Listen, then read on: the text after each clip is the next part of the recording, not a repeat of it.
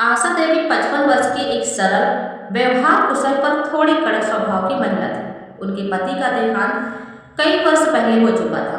तब से उन्होंने अपने बेटे रोहित को ही अपनी दुनिया बना लिया था। रोहित ने अपने दम पर अच्छी नौकरी पाई और कुछ समय बाद उसकी शादी नेहा से करा दी गई। शादी के शुरुआती दिनों में घर में रौनक ही रौनक थी। आशा देवी को लगा कि अब उन्हें एक बेटी भी मिल गई है। नेहा भी पूरी कोशिश करती थी कि वह घर के सभी को अपनाए, लेकिन जैसे जैसे दिन बीतते गए जीवन की वास्तविकता सामने आने लगी। नेहा पढ़ी लिखी थी, चीजों को व्यवस्थित और वैज्ञानिक तरीकों से करना पसंद करती थी। दूसरी ओर आशा देवी परंपराओं और वर्षों से चले आ रहे रीति रिवाजों पर विश्वास करती थी। एक शाम नेहा ने ड्राइंग रूम की सेटिंग बदल दी। सोफा को दूसरी तरफ और सेंटर टेबल को खिड़की के पास। आशा देवी ने देखते ही कहा, अरे बहू, ये क्या कर दिया? हमारा घर ऐसे कभी नहीं रहा। नेहा ने मुस्कुराकर कहा, माँ, रोशनी इस तरफ ज्यादा आती है तो मुझे लगा सोफा यहाँ अच्छा लगेगा। हमें आदत है पिछले तरीके से ही, ये बदलाव हमारे लिए ठीक नहीं। नेहा चुप रह गई। रोहित ऑफिस से लौटा तो उसने भी बदलाव को अच्छा बताया, पर माँ की नाराजगी को देखकर वह कुछ बोल न सका। यह पहली बार था जब दोनों महिलाओं के विचार टकराए थे और रोहित का मौन स्थिति को और उलझा देता।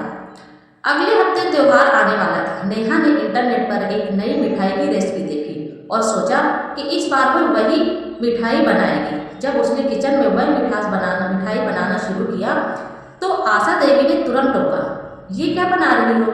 हमारे घर में इस त्योहार पर केवल बेसन के लड्डू बनते हैं। नेहा ने नम्रता से कहा, माँ, वो तो हम बना ही लेंगे। सोचा इस बार कुछ नया भी हो जाए। आशा देवी का स्वर कठोर हो गया। नए नए प्रयोग शादी के बाद अच्छे नहीं लगते।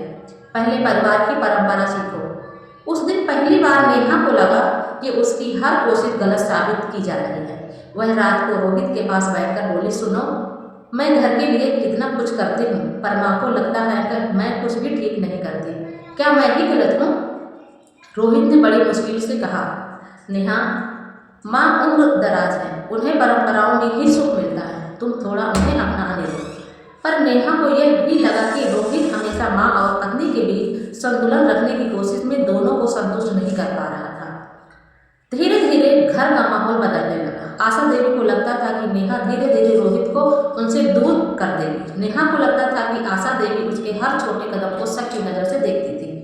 दोनों अपने मन की बात रोहित से कहना चाहती थी, पर रोहित थक चुका था। हर दिन रुपयों का तनाव, ऑफिस का दबाव और घर का वही पुराना तनाव। कई बार वह देर तक ऑफिस बैठा रहता ताकि घर के झगड़ों से बच सके। इसका असर नेहा पर भी पड़ा।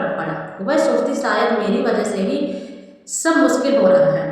और आशा देवी सोचती, रोहित अब मुझसे धीरे धीरे दूर हो रहा है। मेरी दुनिया तो बस वही था। एक दिन दोपहर का समय था। रोहित ऑफिस गया हुआ था और नेहा अपना ऑनलाइन काम कर रही थी। तभी उसने तेज सिरदर्द हुआ। वह सोफे पर लेट गई। आशा देवी ने यह देखा, पर पहले तो सोचा शायद नाटक कर रही काम से बचने के लिए। पर कुछ देर बाद जब नेहा उठ ना पाई तो उन्होंने पास जाकर पूछा, बहू, तबीयत ठीक है? नेहा ने आंखें खोलते हुए कहा, माँ, चक्कर आ रहा है। आशा देवी ने तुरंत उसके लिए पानी और दवाई लाई, सिर पर पट्टी रखी।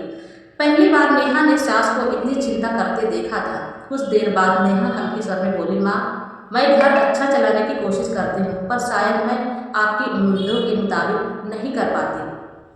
यही वह पल था। आशा देवी का दिल पिघल गया।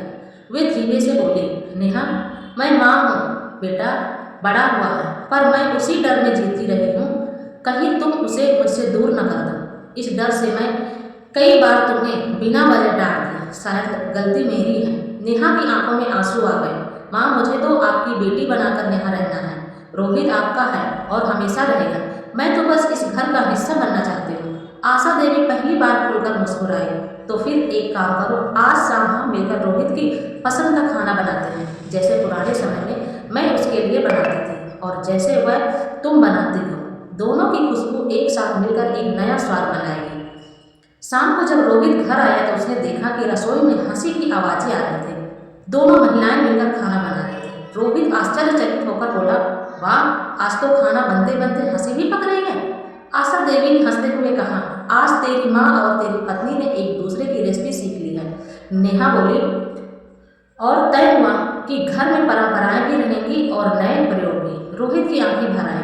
कसम से आज पहली बार घर सच में घर लग रहा है।